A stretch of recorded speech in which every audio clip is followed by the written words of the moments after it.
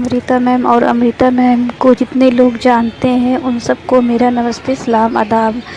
Guys, मैं आप सबको ये बताना चाहती हूँ, हमारे लव लाइफ में बहुत प्रॉब्लम थे।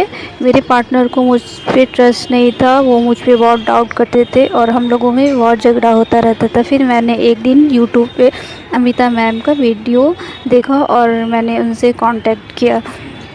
फिर मैम ने मुझे कुछ रेमेडी बताया और मैंने वो रेमेडी किया। ओनली 6 से 7 मंथ तक ही मैंने रेमेडी किया और आज हमारे पार्टनर के साथ हमारा रीयूनियन हुआ। मेरे पार्टनर ने मुझसे हर एक गलती के लिए माफ़ी मांगी और मेरे सामने रोए। उन्होंने मुझसे जितना कुछ भी बोला था वो सब के लिए मुझे उन्होंने सॉरी बोला। गाइस, ये सब सिर्फ अमृता मैम की वजह से हुआ है और वो मुझे बहुत जल्द शादी के लिए भी कमिटमेंट करेंगे, मुझे बिलीव है। गाइस, ये सब ठीक होने का सबसे बड़ा मेन रीज़न अमृता मैम है और उन पे ट्रस्ट करना सबसे बड़ी बात है।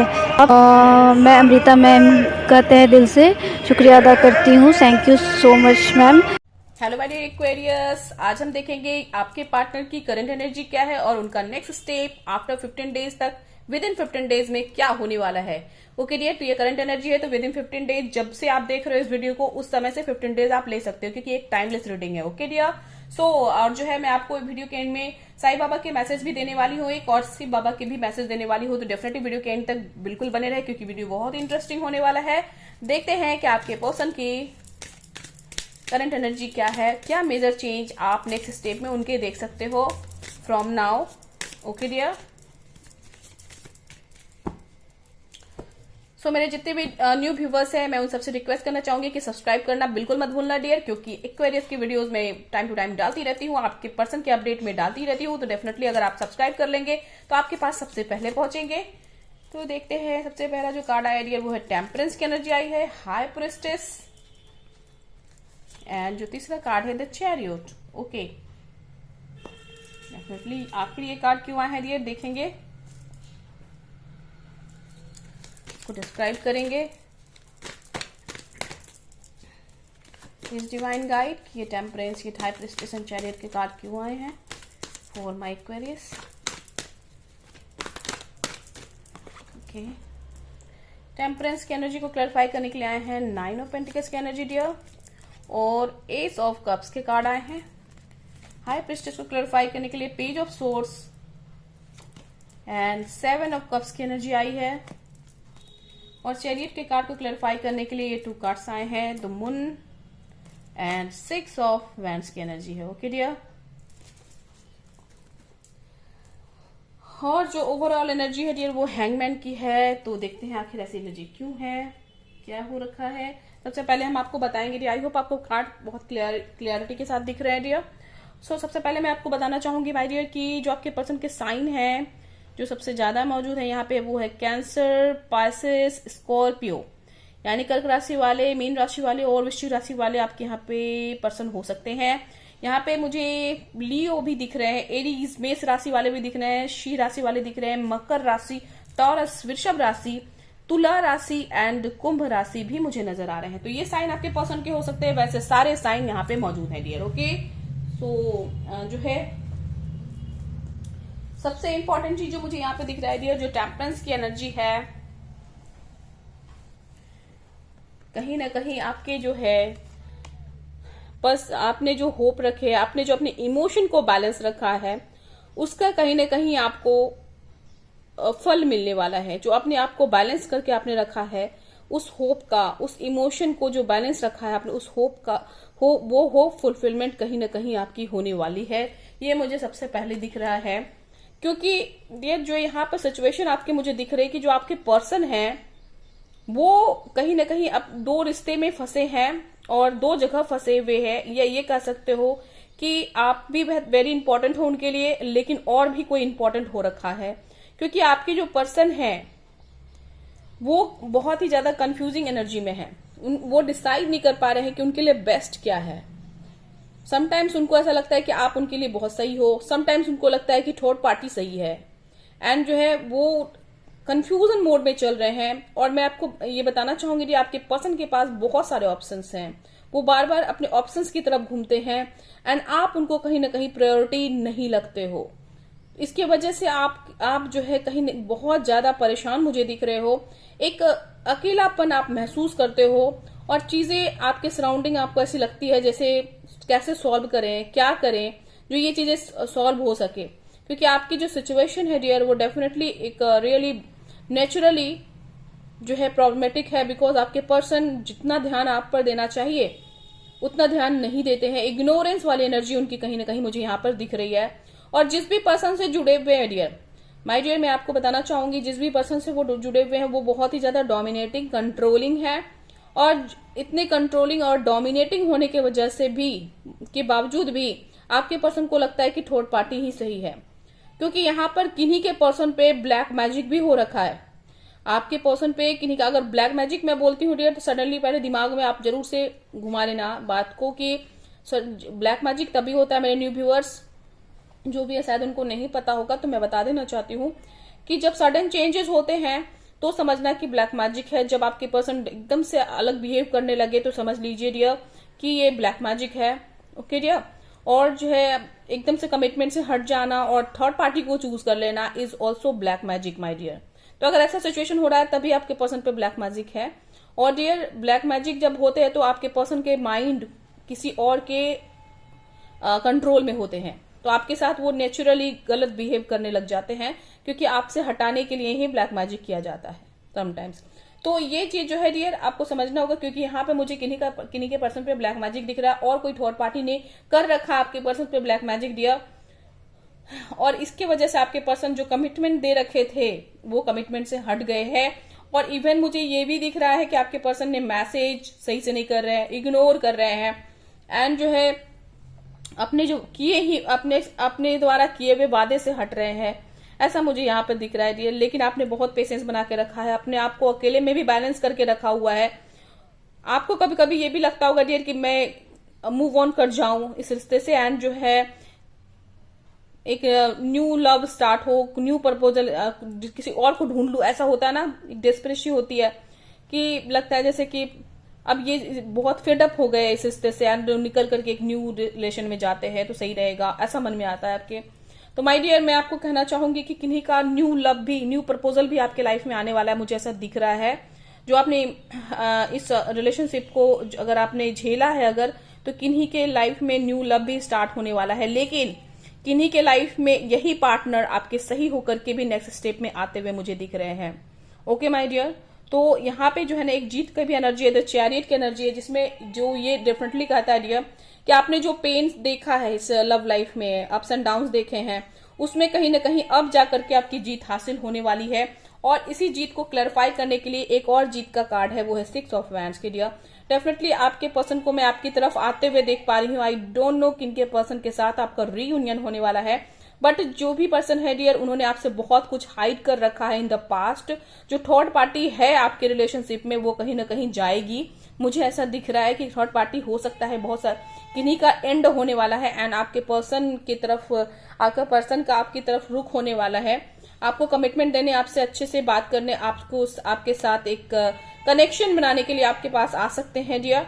तो इस समय जो है एक हैप्पीनेस का टाइम आप डेफिनेटली देख सकते हो उनके साथ। और एक कमिटमेंट जो ये जो कमिटमेंट होगा डियर डेफिनेटली आपके लिए बहुत ही हैप्पीनेस से भरा हुआ रहने वाला है, क्योंकि वो कहीं ना कहीं थर्ड पार्टी को जो है गिव अप करके, त्याग करके एंड देन फिर आपके पास आने वाले हैं। क्योंकि यहाँ पे आप दोनों के रिश्ते में थर्ड पार्टी थे। ओके। और जो है थे क्या, अगर हैं तो आप बेटर जानते हो, तो हो सकता है कि आने वाला 15 दिन आप लोग को हैप्पीनेस दे, एक गुड न्यूज दे, जिससे कि आपके पर्सन, मुझे दिख रहा है कि थर्ड पार्टी को चूज ना करके आपको कहीं ना कहीं चूज करेंगे।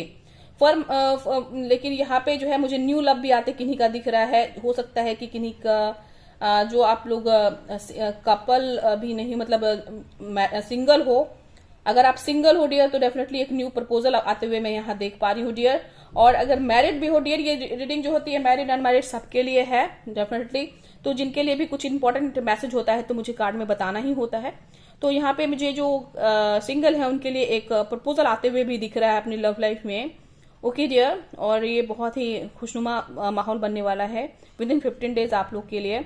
और जो है डियर, और जो मैरिड है या फिर अपने किसी और पार्टनर के साथ कनेक्टेड है डियर, डेफिनेटली जो है आप अपने पर्सन से जो एक्सपेक्टेशन रखना चाहते थे वो कहीं ना कहीं एक्सपेक्टेशन आने वाले समय में फुलफिल होते हुए मैं देख पा रही हूँ।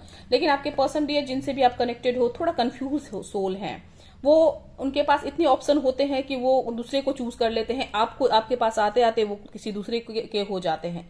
तो ये जो सिचुएशन होता है डियर, जहां पे आपके पर्सन थर्ड पार्टी को छोड़ने के बाद भी आपको नहीं चूज करते और on off on off on off रहते हैं, ऐसे सिचुएशन में डेफिनेटली आपको रेमेडी करनी चाहिए डियर। अगर ऐसा सिचुएशन है जहां आपके पर्सन आ रहे हैं आपके पास, अरे थर्ड पार्टी को लीव कर दिया बट वो आपके पास नहीं आ रहे हैं, किसी और के पास जा रहे हैं, आपको कमिटमेंट नहीं दे रहे हैं, आपसे थोड़ी सी बात कर रहे हैं एंड छोड़ दे रहे हैं, ये ऑन ऑफ की सिचुएशन में अगर आप हो डियर और आप कमिटमेंट चाहते हो सीरियस वाला, डेफिनेटली रेमेडी कीजिए डियर, क्योंकि यहाँ पे आपके राहु दोष की वजह से प्रॉब्लम होती है। तो ये जो है डेफिनेटली आप रेमेडी अगर करोगे, रेमेडी करने से आपके पर्सन खुद स्टेबल माइंड होते हैं एंड सोच पाते हैं कि कौन है आप उनके, एंड एक जो है डिसीजन ले पाते हैं, एक सही डिसीजन जो है ले पाते हैं, कि एक स्ट्रांग डिसीजन आपके लिए ले पाते हैं, कमिटमेंट दे पाते हैं आपको। तो इसलिए रेमेडी डेफिनेटली करनी चाहिए अगर आप ऐसे सिचुएशन में फंस गए जहां आपके पर्सन ब्लैक मैजिक के शिकार हो रखे हैं, किसी और के कंट्रोल में है और आपके साथ बैड बिहेव कर रहे हैं और आपको कमिटमेंट सही से नहीं दे रहे, ऑन ऑफ सिचुएशन में है। ये डेफिनेटली यहाँ से रेमेडी कीजिए एंड जेन्युइनली यहाँ पे रियूनियन होता है, इसी का प्रूफ तो मैं आपको यहाँ पे देना चाहती हूँ, सो डेट कि आप समझ पाए कि कहाँ पे जेन्युइन रियूनियन होता है और कहाँ पे फेक। ओके माय डियर, सो अब जो है अगर आपका ऐसा कोई भी सिचुएशन है, डेफिनेटली यहाँ से रियूनियन करवाइए एंड अपने पर्सन को खुद आपके पास आते हुए देखिए। ओके डियर, सो यहाँ पे जो है नेक्स्ट हम देखना चाहेंगे डियर कि आपके जो मैसेज हैं साईं बाबा के ऐसे सिचुएशन में क्या है। तो इस जो हैंगमैन वाली सिचुएशन में फंसे हो डियर, ये जो जिंदगी के तिराहे पे फंसे हो, इससे बाहर निकलो। अपने लिए जो है एक अगर आप रेमेडी करोगे ना तो इस तिराहे वाली सिचुएशन से डेफिनेटली आप बाहर निकल पाते हो और जल्दी निकल पाते हो, नहीं तो सालों साल इस सिचुएशन से निकलने में लग जाते हैं। मैंने देखा, मैंने जितने भी क्लाइंट का लिया है डेफिनेटली बहुत दिनों से डील कर रहे थे ऐसे हार्ड सिचुएशन से, ऐसे क्रिटिकल टॉक्सिक रिलेशनशिप से, एंड उनको मैंने वहां पर रियूनियन करवाया है।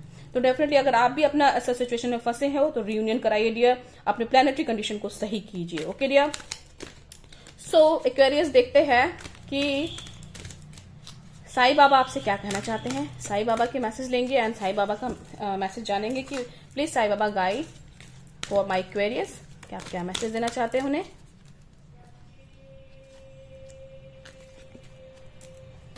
जो आपके लिए मैसेज आया डियर वो है master's will, whatever you are going through is happening with your master, will go through it will with a smile. देखो डियर, जो भी चीज जिस भी सिचुएशन से आप गुजर रहे हो वो डेफिनेटली जो है कर्म होते हैं, कुछ चीज होता है, कुछ वजह होता है उसका। हर जो भी कार्य हो रहे हैं डियर वो एक वजह है। अगर आप मेरी इस वीडियो को देखने आए हो तो उसके भी एक वजह है कि डिवाइन आपको कुछ मैसेज देना चाहते हैं। तो आप अगर किसी सिचुएशन से भी गुजर रहे हो, आप किसी परेशानी से भी गुजर रहे हो राइट नाउ, तो उसको हंस के गुजारो, यही आपसे डिवाइन कह रहे हैं। आप इतना परेशान मत हो जाओ कि जो है मैं थक गया हूं, हार गया हूं, निकल जाऊं, छोड़ दूं, ऐसी वाली सिचुएशन से मत गुजरिए डियर। आप इसको एक समझिए कि एक लाइफ का पार्ट है एंड स्माइल के साथ आगे बढ़िए डियर। आपके डिवाइन आपके साथ हैं एंड डिवाइन आपसे यही कह रहे हैं कि दुखी होने की जरूरत नहीं है। अपने आप को कहते हैं ना कि जो है आप घिस घिस के बनते हो आप, तो क्या कहता है ना कि जब आपको बहुत सारी प्रॉब्लम्स आए ना लाइफ में तो आप समझ जाओ कि हैप्पीनेस आपकी लाइफ में आने वाली है। तो डिवाइन आपको मास्टर बना रहे हैं, मास्टर कर रहे हैं, यू नो। और ये जो चीजें आपके साथ घटित हो रही हैं, जो आप जिस प्रॉब्लम से गुजर रहे हो, यही आपको एक खड़ा सोना बना देगा। ठीक है ना डियर, डिवाइन आपसे ये कहना चाहते हैं। ओके, तो स्माइल होकर के, खुश होकर के गुजारिए इस समय को जो आपका समय है। और डेफिनेटली डियर मैं आप सबसे ये कहना चाहूंगी डियर कि अगर आप ऐसे स्टक वाले सिचुएशन में है तो डेफिनेटली आप अपने कंफर्ट जोन से बाहर निकलिए। कंफर्ट जोन से बाहर निकल के सही टाइम पे सही एक्शन लेंगे तो आपकी प्रॉब्लम का सॉल्यूशन सही तरीके से हो सकता है डियर। अगर आप बीमार भी पड़ते हो सपोज, तो आप अगर सही दवाई सही टाइम पे नहीं लो तो वो बीमारी बढ़ सकती है। उसी तरह से डियर यहाँ पे भी अगर आपकी कोई प्रॉब्लम है तो आप बैठे रहेंगे सोचेंगे गॉड ही सब कर देंगे, ऐसा नहीं है dear. You have to take action, एक सही एक्शन लेना बहुत जरूरत है। ओके, तो देखते हैं कि शिव बाबा आपसे क्या कहना चाहते हैं।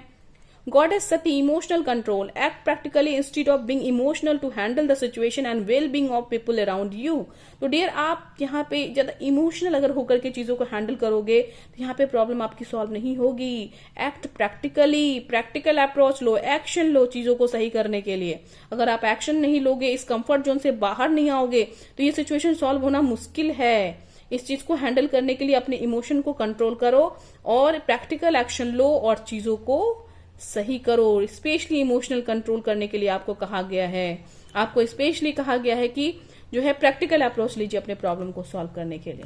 ओके माय डियर, तो जो मैंने आपको बात कही कि सही टाइम पे सही एक्शन लेना जरूरी होता है माय डियर, वही आपसे डिवाइन भी कह रहे हैं. ओके डियर, आई होप आपको क्लैरिटी मिली होगी, एक्वेरियस एंड मिल गई है. तो जल्दी से मेरे वीडियो को लाइक करें, मेरे चैनल को सब्सक्राइब करें मेरे new viewers, and thank you so much for watching. Stay blessed always my dear request. Love you all.